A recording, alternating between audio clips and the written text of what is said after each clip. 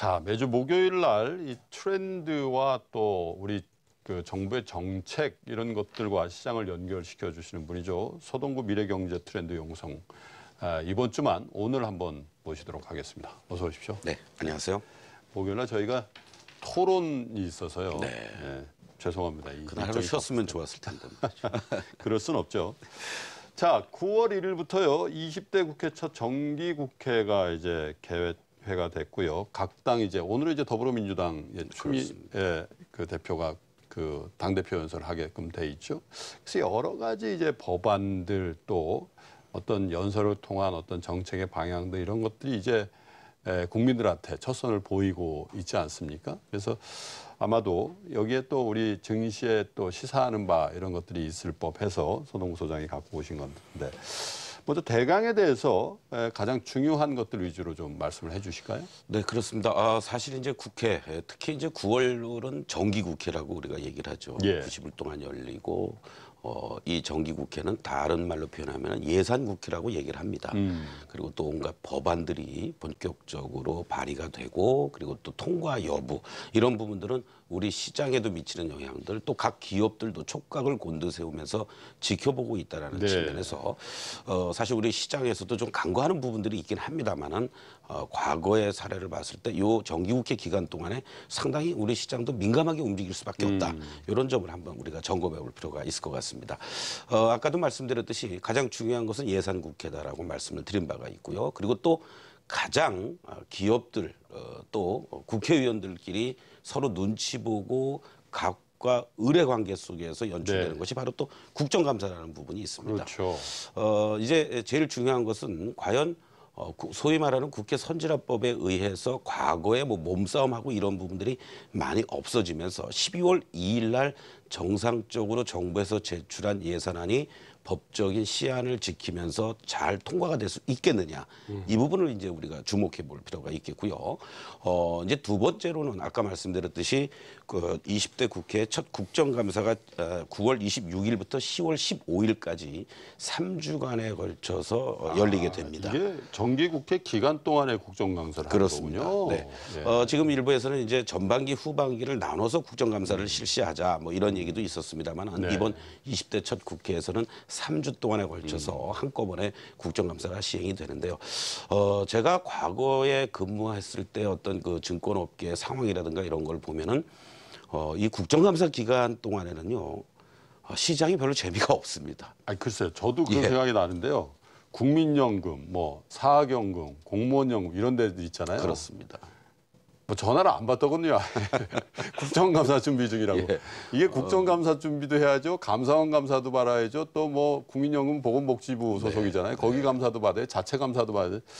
뭐 투명하게 해야 되고 또 이렇게 내부 컴플라이언스 이런 거 잘 해가지고 잘 하는지 들여다보긴 해야 되지만 운영력들 만나서 얘기하면 이 감사를 하러 다니는 건지 운용을 하러 다니는 그런 볼멘 소리를 할 때가 있어요. 특히 이제 주목해야 될 것은 사실상 이제 여소야대가 된 상황 속에서의 국정감사 이 부분에 행정부 뭐 모든 관련 기관들이 바짝 긴장을 하고 있다 이런 얘기들이 나오고 있는데 사실 작년에도 말이죠 사상 최다 기관인 708개 기관이 피감 기관 대상들이었었고요. 그리고 무려 증인이 4,175명이었습니다. 그런데 벌써부터 지금 이것을 뛰어넘는 그 사상 최대의 증인 신청들, 뭐 예를 들면 뭐 새만금 간첩과 관련돼서 투자를 안 하겠다라고 하니까 이재용 삼성 부회장을 증인으로 채택을 하겠다, 뭐 이런 얘기부터 시작해서 기업들이 상당히 곤혹을 겪을 수밖에 없는 그런 어떤 모습들이 연출되고 있다라는 거, 좀 우리가 주목해볼 필요가 있다고 작년에 국정감사 때였어요. 왜 그 롯데그룹 신동빈 회장 그렇죠.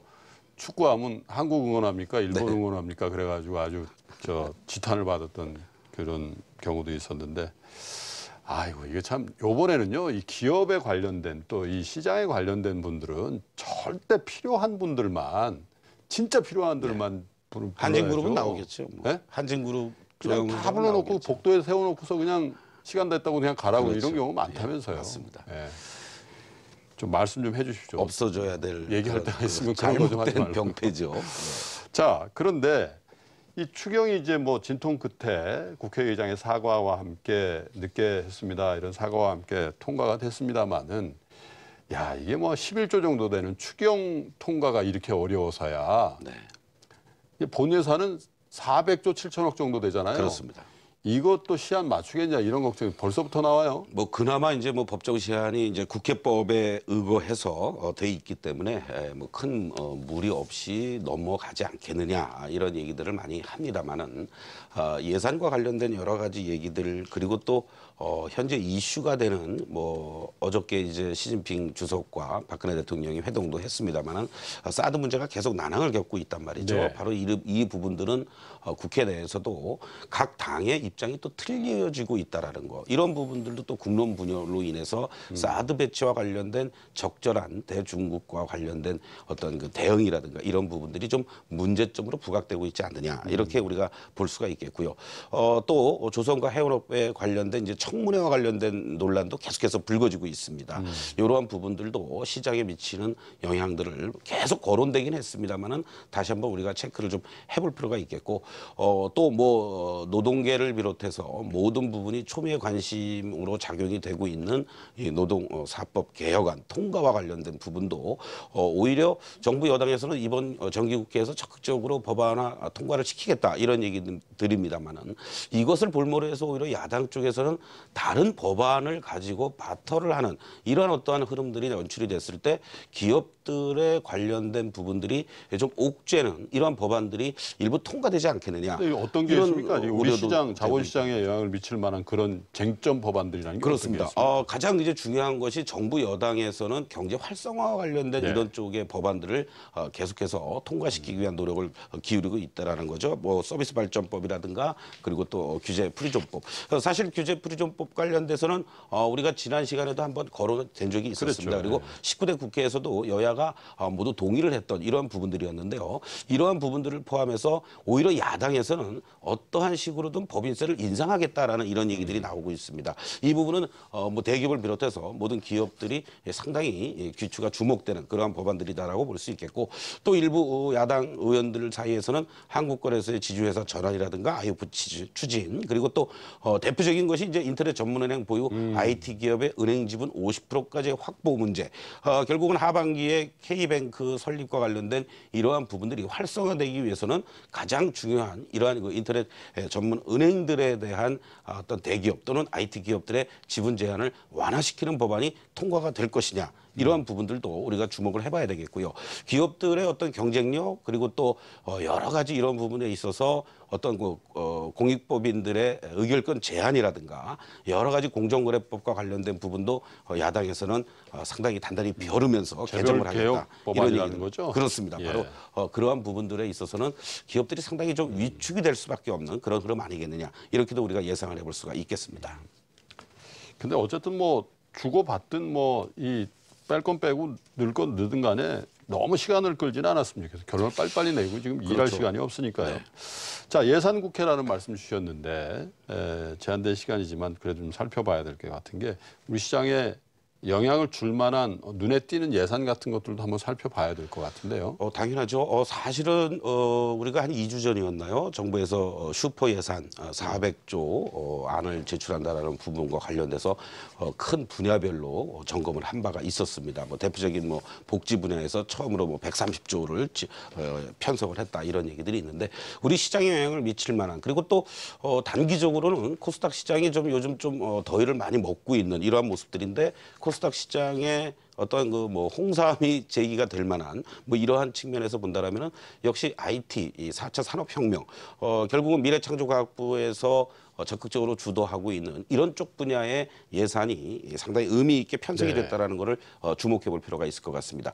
그 대표적인 그 부분 R&D 예산과 관련돼서는 전체적으로 약 한 19조 원가량이 편성이 됐는데요. 그 가운데서도 성장 동력 확보라든가 경제 활력을 높이는 이러한 분야와 관련돼서 미래성장 동력 확보를 위한 예산 15조 3천억이 책정이 됐다. 기반 강화에 7조 6천억, 창출 지원 사업에 7조 7천억이 배정이 됐다라는 부분을 우리가 주목해 볼 필요가 있을 것 같습니다.